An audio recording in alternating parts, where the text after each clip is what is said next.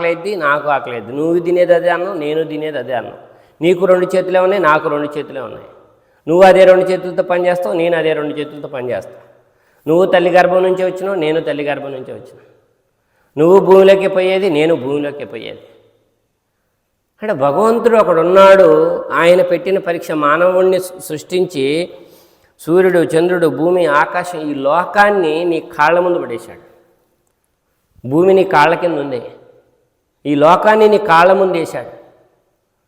ఈ లోకాన్ని నీ కాళ్ళ ముందు వేసినోడి నువ్వు తెలుసుకొని ఆయనకి దాసుడిగా ఉంటే, ఆయనకి భక్తుడిగా ఉంటే నువ్వు కోరుకున్నది ఈ భూలోకంలో లభిస్తుంది. నువ్వు కోరుకున్నది ఈ భూలోకంలో లభిస్తుంది. భక్తితో సాధ్యం కానిది ఏదీ లేదు. భగవంతుడికి చేరువవటానికి ఆయన మానవుడికి జ్ఞానం అనే ఆయుధం ద్వారా భక్తిని మనకిచ్చాడు. జ్ఞానం లేని భక్తి వేస్ట్.